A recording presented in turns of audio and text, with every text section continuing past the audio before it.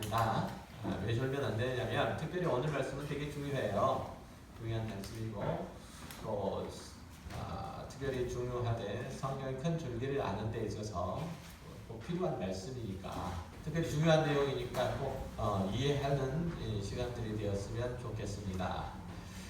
특별히 오늘 말씀은 여태까지 뭐 읽었는지 아세요? 창세기 6장 말씀을 지금 몇 달째 읽었어요.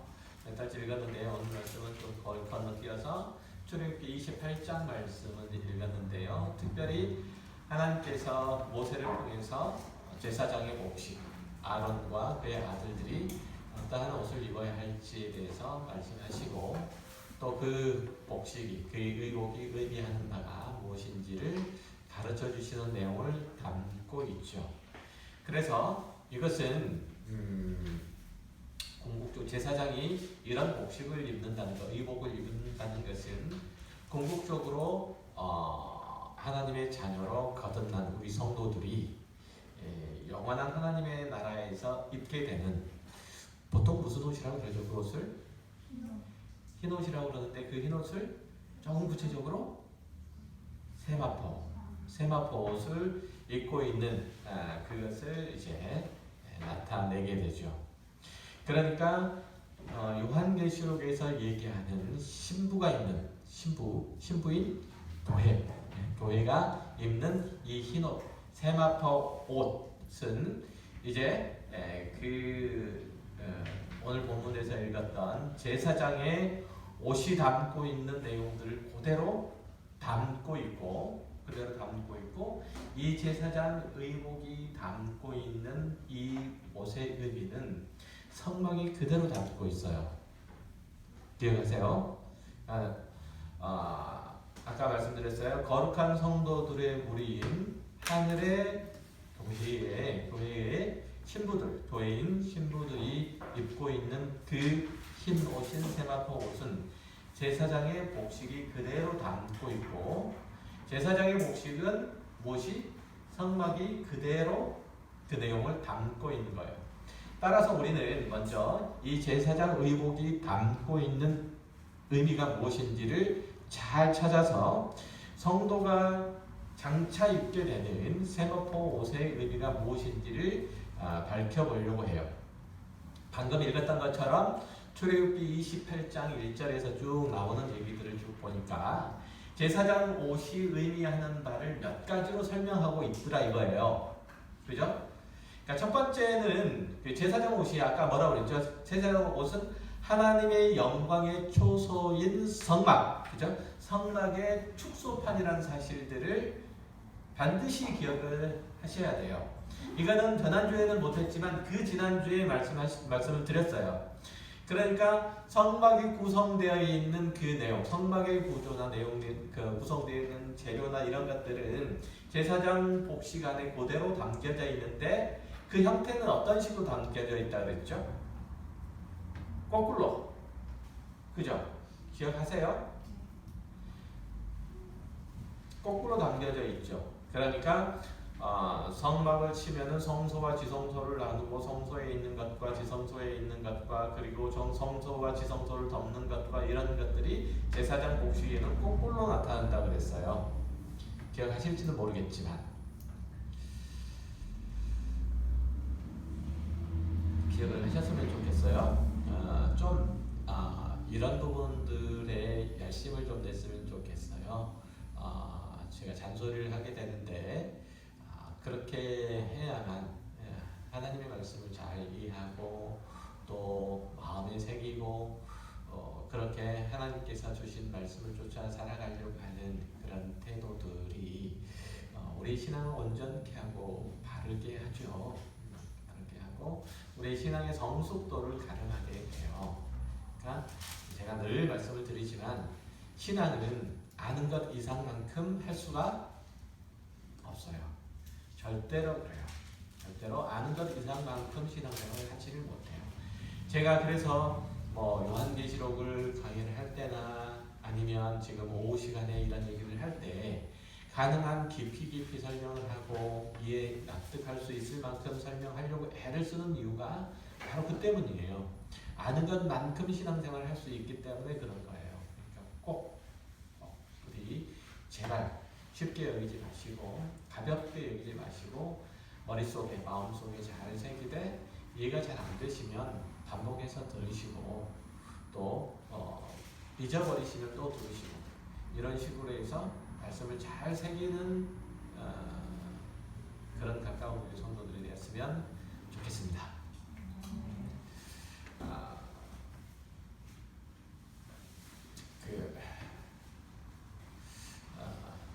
이어서 장소를 좀 더 하면 어떤 교회들은 그렇죠. 어떤 성도들은 요즘에는 말씀이 살아있는 교회를 찾기가 힘들고 말씀을 잘 가르치는 교회가 별로 없다.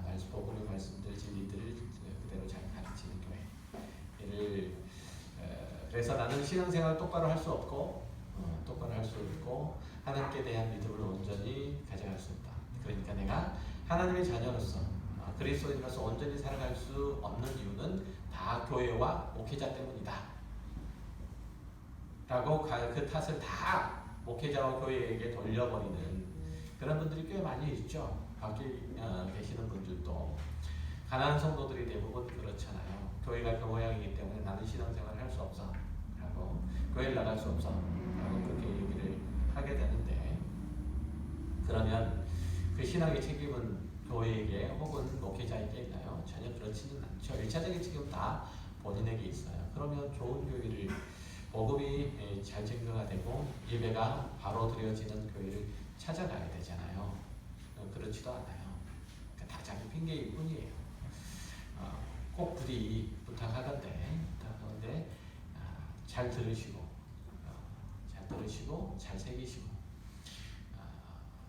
그랬으면 좋겠어요. 성경에 대한 이해들이 좀 깊어지고 그래서 말씀을 읽을 때 이전과는 다른 하나님의 은혜가 임했으면 좋겠고 이전과는 다른 수준의 어떤 신앙의 내용들이 하나님의 은혜로 말미암아 펼쳐졌으면 좋겠어요. 자, 그래서 말씀드렸듯이 이제 제사장의 옷은 하나님의 영광의 초소인 성막의 축소판이에요. 아셨죠? 그걸 이제 꼭 염두에 두셔야 되는데요. 그래서 첫 번째로 제사장의 제사장의 의복이 하나님의 영광의 초소인 성막의 축소판이라는 얘기는 그 얘기잖아요. 제사장이 하나님의 영광의 초소를 입고 있다는 뜻이잖아요. 이해되시죠? 그런 얘기예요. 그러니까 제사장들이 하나님의 초소를 자신의 초소로 삼고 있다는 뜻이 되잖아요. 그 얘기는. 그렇죠? 하나님의 성막이 하나님의 초소잖아요. 그런데 그 초소인 하나님의 영광의 초소인 성막을 제사장이 입고 있으니까 제사장의 초소는 곧 하나님의 초소인 셈이잖아요. 되죠? 이해되나? 그러니까 제사장이 하나님께서 거하시는 성막을 그들의 옷으로 입고 있다는 것은 하나님과 제사장이 함께 한 초소에 머무르고 있다는 뜻이 되는 거예요. 그렇죠? 그래서 이스라엘 대제사장은 하나님의 성막 가운데 거하고 따로 성막을 주지 않아요. 또 따로 거처를 주지 않아요. 따로 초소가 없어요. 그러니까 성막 가운데서 거하게 되죠. 그 말은 제사장의 옷과 같은 신부의 생화포를 입고 있는 우리 성도들이 새하늘과 새 땅에 거하게 되는 하나님과 영원히 거하게 될 이곳을 상징적으로 보여주고 있는 거예요. 그러니까 무슨 얘기냐면 제사장이 입고 있는 그 옷, 그것은 뭘 의미한다고 그랬죠? 성막을 의미하기도 하고 또 다른 의미로서는 우리가 영원히 거할 하나님의 나라 가운데서 입고 있는 세마포 옷, 그렇죠? 세마포 옷을 의미하기도 하는데, 그래서 이 세 개가 하나로 이렇게 묶여져 있다는 것은 하나님의 영광이 거하는 곳이나, 그죠? 우리 성도들이 입고 있는 그 옷, 그죠? 입고 있는 옷, 제사장이 입고 있는 그 제사장의 의복, 이 모든 것들은 하나님의 영광의 초소로서 한 곳이 되는 거예요. 즉 다시 말하면 우리가 영원토록 거하게 되는 하나님의 나라 가운데서 입는 것은 실제적으로 뭐예요? 뭘 입고 있어요? 하나님의 영광을 입고 있는 거예요. 이해되세요? 하나님의 영광을 입고 있는 거죠. 그러니까 제사장도 하나님의 영광을 입고 있는 거예요. 그러니까 성막이 어떤 곳이에요? 하나님의 영광이 거하는 처소. 그렇죠? 그러니까 제사장이 입고 있는 그 제사장의 의복도 역시 마찬가지로 그렇게 되고 성도들도 그러니까 다시 말하면 우리가 영원토록 거하는 그 나라 가운데서 입고 있는 세마포 옷은 하나님의 영광의 초소인 거예요. 이해되셨죠? 이해되셨어요? 네. 자, 그런 얘기를 듣고 그래서 이제 그게 바로 이제 어린 양의 혼인 잔치에서 희고 깨끗한 세마포 옷을 입고 신랑이신 이 하나님의 신부로 세워질 교회, 우리 성도들의 첫 번째 특권이에요. 예. 그리고 두 번째로 제사장이 옷이 의미하는 바는 그 제사장들을 이제 영화롭게 하고 영광스럽게 하는데 그 목적이 있어요. 제사장으로 하여금 제사장 복식을 입게 하는 것 뭐라고요? 그 제사장들로 하여금 영화롭게 하는, 아름답게 하는 그 목적을 위해서 제사장 복식을 입도록 해요. 그 말은 하나님께서 우리 성도들을 당신의 영광으로, 당신의 옷자락으로 덮으셔서 우리들을 영화롭고 영광스럽게 만드실 것이라는 상징이에요. 자, 영화롭다는 것은 무슨 뜻인가요? 영화롭다는 것. 영화롭다는 것은 예를 들어서 우리가 하나님을 영화롭게 한다. 하나님을 영화롭게 한다는 것은 무슨 뜻이에요? 하나님을 영화롭게 한다는 것은 다른 의미가 아니고 하나님의 영광이 우리의 삶 속에서도 똑같이 드러나는 거예요. 하나님의 영광이 우리의 삶 속에서도 똑같이 드러나는 것. 그러니까 우리는 그렇게 하나님의 선하시고 의로우시고 거룩하신 그 영광스러운 성품들이 그분이 누리는 모든 것들이 우리 가운데 거하게 하시는, 우리 가운데 있게 하시는 그런 존재로 우리를 부르셨고 그래서 우리는 하나님의 영화로운 자녀인 거예요. 이해되셨죠? 그러니까 우리가 영화로운 존재가 될 수 있다는 것, 그것은 뭘 의미하는가요? 하나님의 영화로우신 성품을 담지하는 존재로 우리가 있다는 뜻이에요. 그러니까 우리가 흔히 하나님께서 인간을 창조하셨을 때 어떻게 창조하셨다고 그랬어요? 하나님의 형상을 조차 창조했다고 그랬잖아요. 하나님의 형상이라고 하는 것은 외모를 얘기하는 건 아니잖아요. 그렇죠? 일반적으로 하나님의 형상 그럼 뭐라고 그랬죠? 하나님의 속성. 그렇죠? 하나님의 성품. 그렇죠? 하나님의 성품. 그러니까 거룩하시고 영광스러운 그 성품들로 우리를 창조하셨다 이거예요. 그렇죠? 그러니까 그러한 하나님의 성품을 완전해지는 것, 이게 영원한 하나님의 나라 가운데서 우리의 형편이에요. 그렇죠? 우리의 모습이잖아요. 그렇게 하시기 위해서 우리를 거룩한 주의 교회로 부르셨고 하나님의 자녀로 만드시는 거예요. 그래서 하나님께서 우리를 하나님의 자녀로 만드셔서 하나님의 성품을 가지라고 말씀하세요. 내가 거룩하니까 너희도 거룩하라 하시잖아요.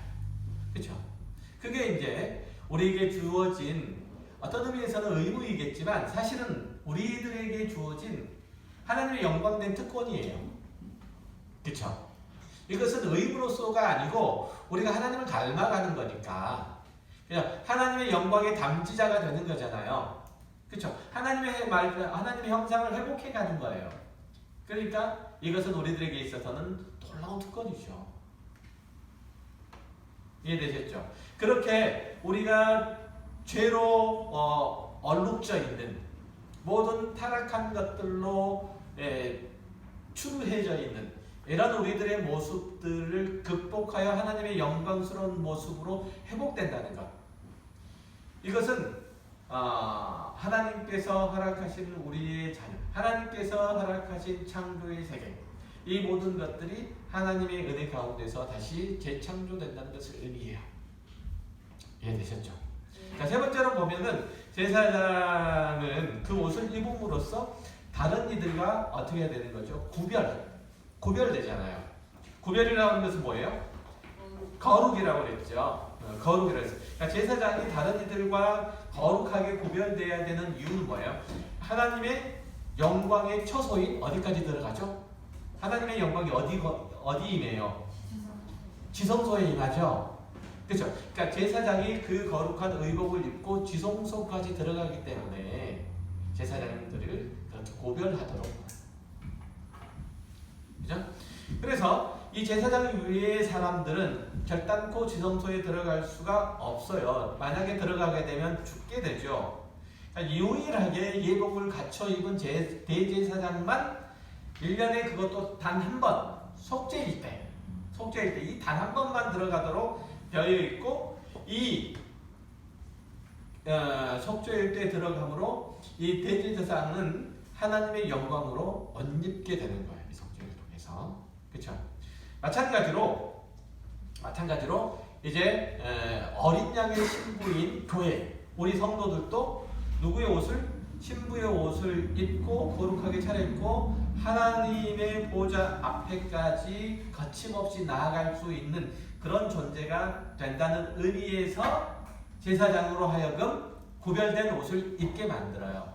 그러니까 제사장이 구별된 옷을 입는다는 것은 우리 성도가, 우리 그리스도인이 구별된 옷을 입고 하나님의 영광의 보좌 앞에 나아간다는 것을 미리 예표적으로 보여주고 있는 거예요. 이해되셨죠? 그러니까 제사장은 1년에 몇 번이죠? 몇 번? 한 번. 언제? 속죄일에. 대속죄일에 한 번만 딱 지성소에 들어갈 수 있어요. 그렇죠? 그것도 어린 양의 피를 담고 이렇게 들어갈 수 있게 돼요. 그지만 우리는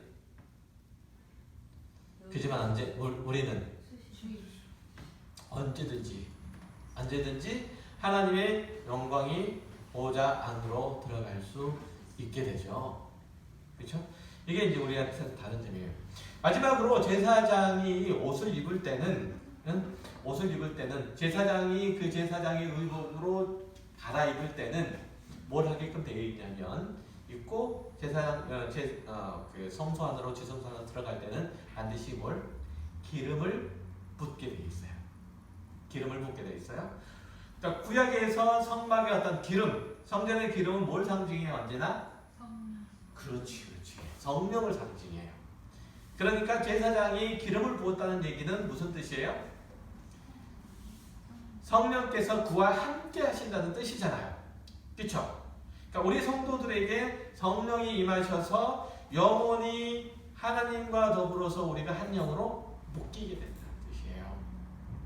그렇죠?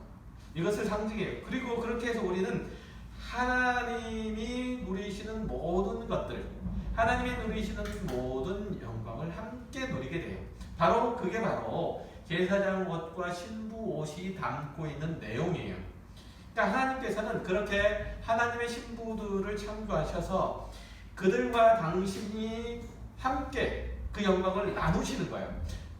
모든 좋은 것들을 나누시는 거예요. 모든 영광스러운 것, 모든 선한 것들을 나누시는 거예요. 그렇게 하시기 위해서 하나님께서는 누구를 창조하셨어요? 그 교회를 창조하셨어요. 그의 신부인 여러분들을 창조하셨다 이거예요. 그러니까 여러분들을 창조하시는 목적이 뭐라고요? 하나님께서 당신이 누리시는 모든 좋은 것, 선한 것, 아름다운 것, 당신의 영광을 우리와 함께 나누시기 위해서 우리를 창조하셨어요. 이해되셨죠? 이게 바로 하나님께서 이 세상을, 우리를 창조하신 목적이고 이 세상을 창조하신 목적이에요. 하나님께서 아담과 하와를 창조하신 목적도 역시 마찬가지로 그러한 거죠. 하나님께서 그 당신의 형상으로 창조하신 아담과 하와, 아담과 그의 아내는 하나님의 신부인 교회의 모형이에요. 다시 한번요. 하나님께서 당신의 형상으로 창조하신 아담과 그의 아내는 하나님의 신부인 교회의 모형이에요. 잘 생각을 해보세요. 잘 이제 설명 왜 그런지 이제 설명을 해드릴 테니까 잘 들어보세요. 자, 하나님께서 천지를 창조하시기 전에 존재했던 건 뭐가 있을까요? 뭐가 있을까요? 하나님께서 천지를 창조하시기 전에 있었던 게 뭘까요? 하나님의 영광 외에는 아무것도 없었어요. 그죠? 하나님의 영광 외에는 아무것도 없었어요. 그러면 하나님의 영광이 거하는 곳은 어디였을까요? 아무것도 없었으니까 하나님 자신이었죠. 하나님의 영광이 거하는 곳은 하나님 당신 자신이었어요. 이해되셨죠? 자, 그런데 하나님께서는 천지와 만물들을 창조하셨죠. 그렇죠? 천지와 만물들을 창조하셨어요. 즉 다시 말해서 물질 세계와 공간을 창조하셨다는 거예요. 그리고 그 속에 존재하는 모든 피조물들에게 하나님의 영광을 보이시기를 기뻐하셨어요. 그래서 비로소 이제 모든 물질 세계 안에, 모든 공간 안에 하나님의 영광이 거할 수 있게 됐죠. 그러니까 우리는 모든 물질 세계를 통해서, 모든 만물들을 통해서 하나님의 영광을 볼 수 있나요, 없나요? 하나님의 영광을 볼 수 있나요, 없나요? 있잖아요. 그렇죠? 하나님의 영광을 볼 수 있어요. 그러니까 들에 핀 아름다운 이름 모를 꽃들이라도 그게 하나님의 영광이잖아요. 그렇죠? 그러니까 하나님의 영광이 그런 식으로 피조 세계에 드러난 거예요. 그렇게 피조 세계에 드러나게 된 거예요. 그래서 그렇게 하기를 기뻐하셨는데, 그래서 이 모든 피조 세계는 하나님이 거하시는 처소가 되신 거죠. 이해되셨어요? 그래서 그게 이제 천지 창조고, 그 상징적인, 그 초소의 상징적인 형태가 무엇으로 드러났냐면 뭘로 드러났죠? 에덴 동산. 상징적인 초소로. 그러니까 하나님께서 에덴 동산에 거하셨죠. 하나님께서 여기 에덴 동산에 거하시면 다른 곳에 안 거하시나요? 거하시잖아요. 에덴 동산에 거하신다고 해서 다른 곳에 안 거하시는 건 아니잖아요. 하나님께서 여기 거하시죠? 그죠? 그럼 다른 곳에 안 계시나요? 계시죠? 그걸 뭐라고 하죠? 하나님의 천재. 편재라고 그러잖아요. 편재하신다. 안 계신 곳이 없이 두루 계신다는 뜻이에요. 그래서 하나님께서는 에덴 동산에 거하신다고 해서 다른 곳에 이렇게 거하신다는 뜻이 아니고 에덴 동산에 허용적으로 계신다는 얘기예요. 그죠? 이해되셨죠?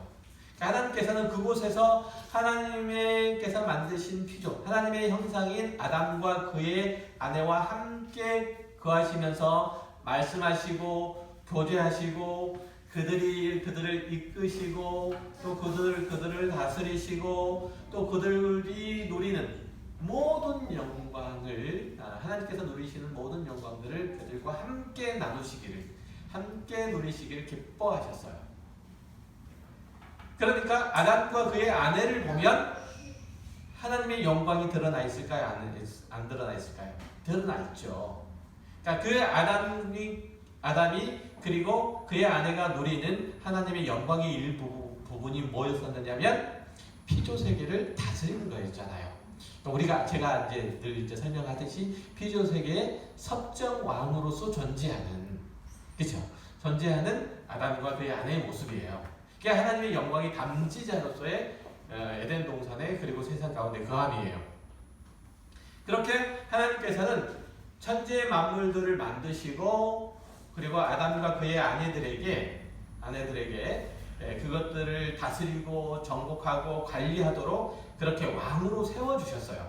하나님 당신이 왕이신 것처럼, 그렇죠? 왕이신 것처럼 그가 지으신 아담과 하와도 왕으로 그렇게 세워주신 거죠. 그뿐만 아니라 아담과 하와에게 뭘 주셨어요? 뭘 주셨죠? 선악을 알게 하는 나무와 생명나무도 함께 주셨죠.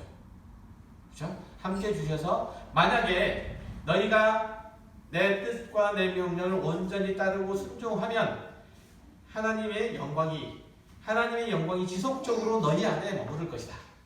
하나님의 생명이 너희 안에 지속적으로 머무를 것이다. 만약에 그렇지 않으면 하나님의 영광이 너희를 떠날 것이다. 그렇죠? 하나님의 영광이 너희를 떠날 것이다. 하나님의 생명이 너희를 떠날 것이다. 하나님의 생명이 아담과 그의 아내에서 떠났어요? 안 떠났어요? 떠났어요? 안 떠났어요? 하나님의 영광이 떠났어요? 안 떠났어요?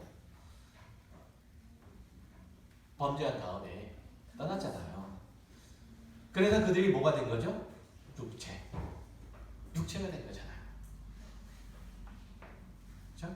더 이상 하나님의 영광의 담지자로서의 그 모습을 온전히 발현하지 못하고 육체로 전락해 버린 거죠. 그렇죠? 인간이라는 존재는 그렇게 어쨌든 처음 창조하셨을 때에, 성령 창조하셨을 때에 하나님의 영광의 담지자로서 그렇게 존재하고 있었다는 거죠. 쉽게 말하면 하나님의 백성들, 인간 아담과 하와뿐만 아니라 하나님의 백성들은 전능하시고 선하신 하나님의 뜻에 온전히 순종을 하면 그분의 성품과 그분의 선하시고 거룩한 것들을 그 자신들에게 반영해서 하나님처럼 살 수 있게 돼요.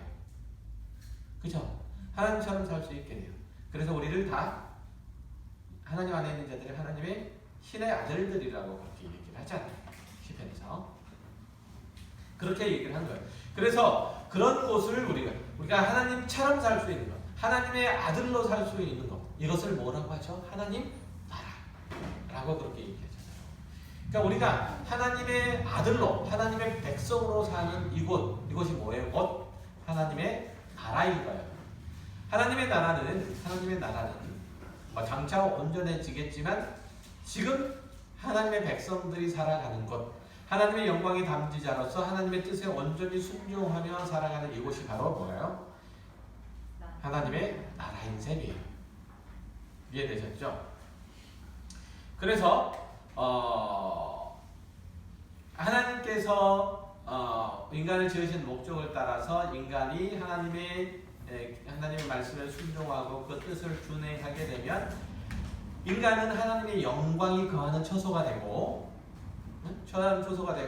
그리고 하나님께서는 그 인간을 처소로 삼아서, 다시 말해서 하나님은 인간을 당신의 처소로 삼고 인간은 하나님을 처소로 삼아서 거하게 되는 거예요. 그렇죠? 그 말은 성도가 하나님의 처소가 된다는 거고 하나님이 성도의 처소가 된다는 뜻이에요. 이해되시죠? 네. 그걸 뭐라고 하죠? 그걸 신학적인 용어로 연합이라고 해요. 연합. 그래서 유니온 크라스트, 그리스도와 연합을 얘기하는 거죠. 그러니까 우리가 잘 알듯이 예수님께서 예수님께서 제자들에게 하시는 말씀들 마지막 때 요한복음 15장 16장 이때 보면 예수님께서 그러죠. 그러니까 예수 그리스도께서 누구 안에 계세요? 하나님 안에 거하고, 하나님께서 누구 안에 계세요? 예수 그리스도 안에 거하는 것처럼 너희들도 다 뭐가 되어서 하나가 되어서 누구 안에? 그리스도 안에, 하나님 안에 거하기를 원한다. 연합, 유니온 크라이스트를 얘기하는 거예요. 다른 얘기가 아니에요. 그 얘기가. 그러니까 이게 이제 하나님께서 우리를 지으신 목적이에요. 그런데 인간이 하나님의 뜻을 거역하게 되죠. 자기의 생각과 마음을 쫓아서 자기가 자신의 운명을 개척을 하고 자기가 스스로의 그 힘을 확보를 해서 자기가 왕이 되는, 자주권자가 되는 그런 세계를 꿈꾸게 됐죠.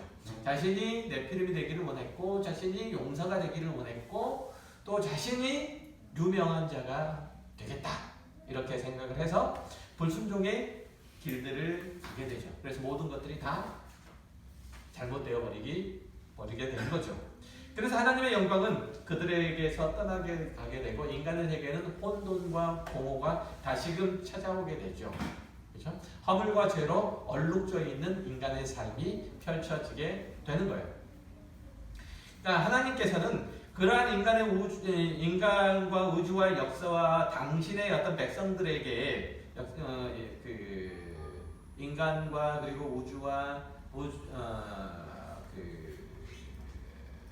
인간과 모든 그 속에 있는 모든 역사들을 통해서 하나님께서 그 백성과 함께하는 삶, 그리고 하나님께서 그 백성과 함께하지 않는 삶의 극단적인 차이를 보여주심으로써 하나님 안에 사는 자의 복됨과 하나님 밖에 사는 자의 비로함을 함께 깨닫게 해주는 거예요. 그래서 하나님께서 우리들에게 허락하신 우리의 삶, 우리의 인생, 우리의 인생, 그리고 넓게 의미하게 되면 인류의 모든 역사가 있는 이유는 뭐냐면 바로 그 목적이에요. 인간이 하나님을 떠나서 살 수 없다는 것, 하나님을 떠난 인간의 비참함, 비루함, 그리고 결국은 그의 인생의 공허함들을 보여주시고, 반대로 하나님 안에 산 자의 복됨과 영광스러움, 그 아름다운 모습들을 보여주셔서 과연 어떠한 것이 인간에게 있어서 하나님께서 인간을 창조하신 그 목적에 걸맞는 모습인가라는 것들을 보여주시는 거죠. 그렇게 해서 하나님 안에 있는 자들로 하여금 세상의 공허, 세상의 헛됨, 세상의 더러운 것들을 버리고 하나님 안에서의 복되고 아름답고 영광스럽고 거룩하고 의로운 것들을 채워가도록, 하나님의 뜻과 하나님의 창조의 목적에 순종하여 그런 것들을 채워가도록 하는 그러한 장소로서, 그러한 시간들로서, 그러한 공간들로서 어디를 주셨어요? 이 세상을, 그리고 우리의 인생을 주신 거예요. 그러니까 우리의 인생은 뭘 경험하는 거예요? 하나님의 영광을 경험하는 곳으로, 하나님의 자녀로서 하나님의 영광을 회복하고 경험하는 곳으로서 우리의 인생이 존재하는 거예요. 이게 우리의 그리스도인의 인생이 있는 유일한 목적이에요. 이해되셨어요? 그러니까 웨스트민스터 신앙고백서 소요른 문답이라든지 보면은 제1문답이 뭐였었죠? 웨스트민스터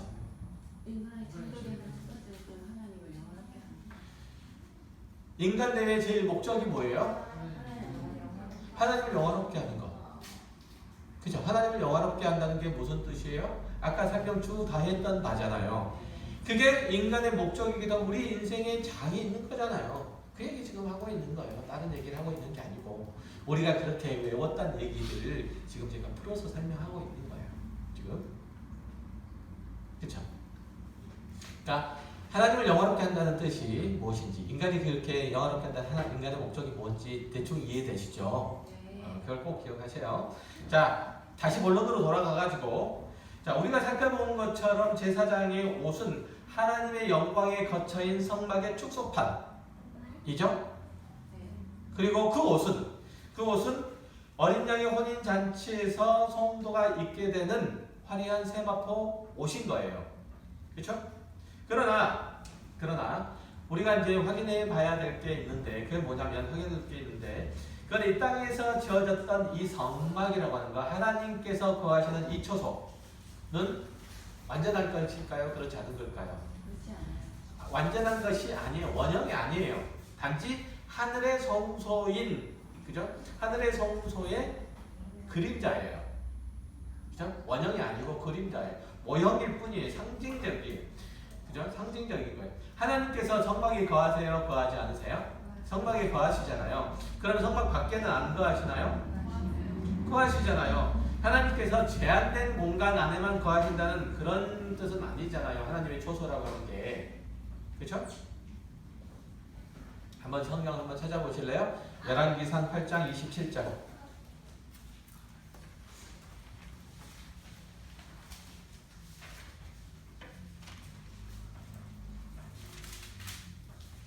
그러나 내 하나님 여호와여, 주의 종의 기도와 간구를 돌아보시며 이 종이 오늘 주 앞에서 부르짖음과 드는 기도를 들으시옵소서. 28절입니까? 8장 28절. 네, 8장 27절, 7절 죄송합니다.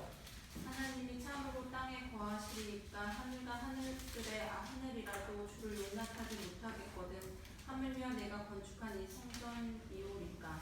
자, 지금 솔로몬이 성전을 아름답게 건축하고 난 다음에 고백한, 그죠? 기도의 내용이에요.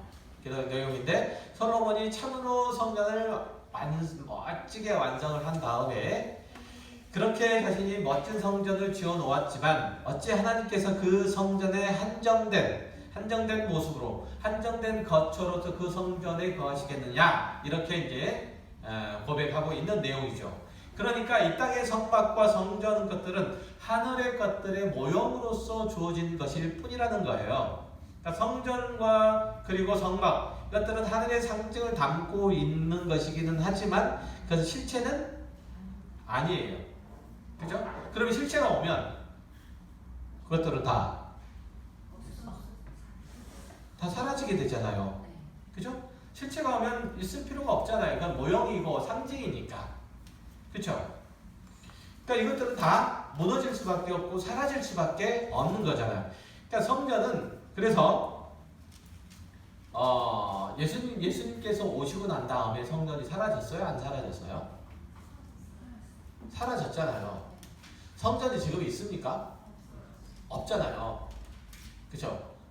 건물로서 성전은 없어요. 언제 사라졌어요?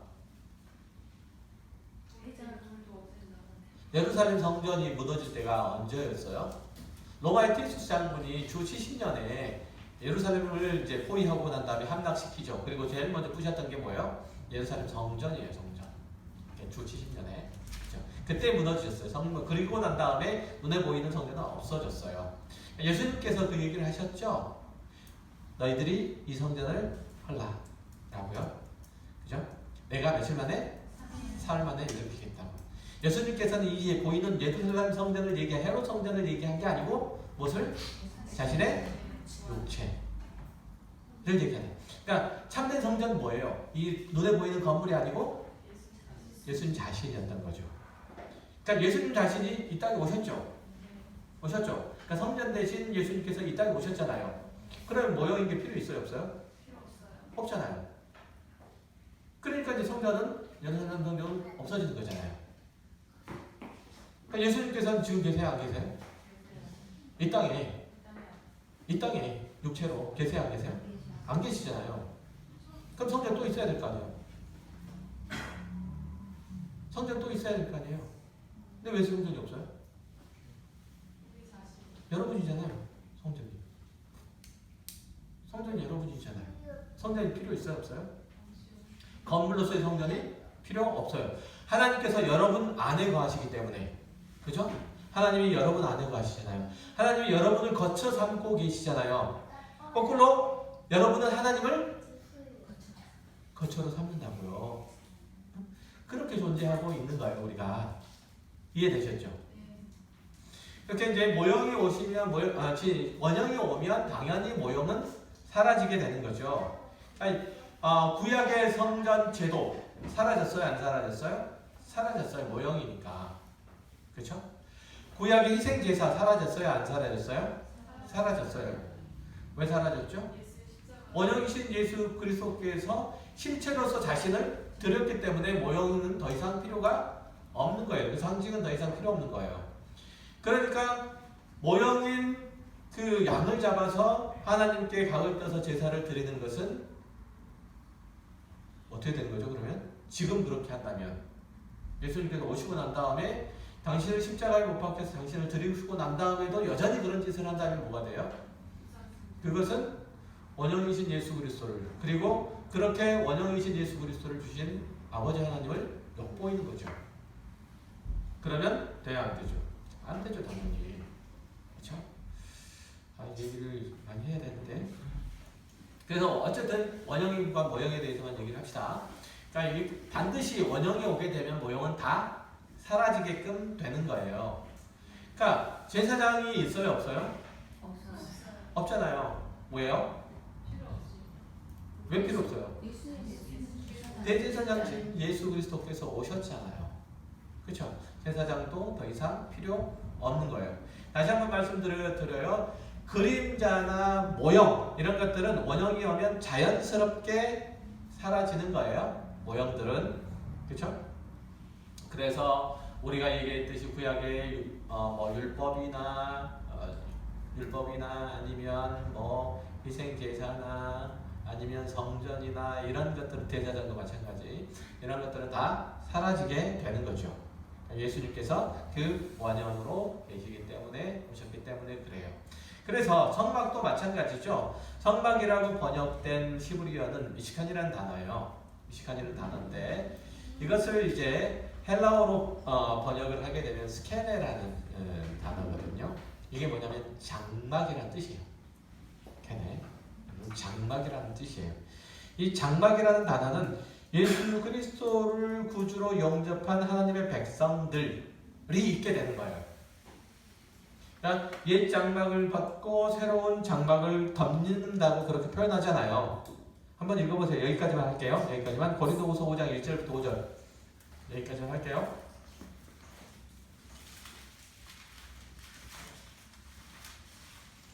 빨리 읽어주세요. 빨리 만일 끝내게. 땅에 있는 우리의 장막 집이 무너지면 하나님께서 지으신 집 곧 손으로 지은 것이 아니요 하늘에 있는 영원한 집이 우리에게 있는 줄 아느니라. 참으로 우리가 여기서 탄식하며 하늘로부터 오는 우리 처소로 덧입기를 간절히 사모하노라. 이렇게 입으면 우리가 벗은 자들을 발견되지 않으려 함이라. 참으로 이 장막에는 우리가 짐진 것 같이 탄식하는 것은 벗고자 함이 아니요 오히려 덧입고자 함이니 죽을 것이 생명의 삼킨 바 되게 하려 함이라. 이것을 우리에게 이루게 하시고 보증으로 성령을 우리에게 주신 이는 하나님이시니라. 그러므로 우리가 항상 담대하여 몸으로 있을 때에는 주와 따로 있는 줄 아노니 이는 우리가 믿음으로 행하고 보는 것으로 행하지 아니함이로다. 아멘. 거기까지만요. 자, 모든 인간이 이 땅에서의 장막을 입고 있는데 그런 이 땅의 장막은 하늘 장막의 것들을 뭐예요? 모형으로 삼고 있어요. 이 하늘 초소를 덮기 위해서 당연히 이제 임시적으로 입고 있는 거라 이거예요. 이해되셨죠? 그게 바로 이제 그 성도의 목표여야 되죠. 그러니까 우리가 이 땅에서 장막을 입고 있는 것은 하늘의 새 장막을 입기 위함이에요. 우리가 육체 가운데 존재하는 것은 우리가 인생 가운데 존재하는 것은 어떤 목적으로? 하늘의 처소를, 하늘의 장막을 입게 하기 위함이에요. 자, 그런데 이 하늘 장막은 구약의 성전은 뭘 예표로 한다고 그랬죠? 결국은 예수 그리스도를 예표한다고 그랬죠. 그렇죠? 그러니까 우리가 하늘 장막을 입는다는 것은 무슨 의미일까요? 하늘에 계신 예수 그리스도로 우리가 옷 입는다고 그렇게 얘기하는 거잖아요. 그러니까 우리가 그리스도로 옷 입는다는 표현 이해되시죠? 우리가 그리스도와 하나가 된다는 표현이에요. 그렇죠? 유니언 크라이스트. 그래서 연합을 얘기하는 거예요. 그러니까 우리가 하늘 장막을 입는다는 것은 우리가 영원한 하나님의 나라 가운데 가서 그리스도와 하나가 되어 하나님께서 이루시고자 하는 모든 그 창조 세계에 드러나시고는 온전한 영광을 그렇게 드러내게 하시고 하나님께서 가지고 지니시는 모든 하나님의 영광, 영원한 모습을 우리로 하여금 함께 누리고 함께 기뻐하고 그죠? 함께 자랑하도록 하기 위함이에요. 이게 우리가 하늘 장막을 입는 목적이고 우리가 이 땅에서 구원받은 백성으로서 살아가는 이유이기도 해요. 기도하겠습니다.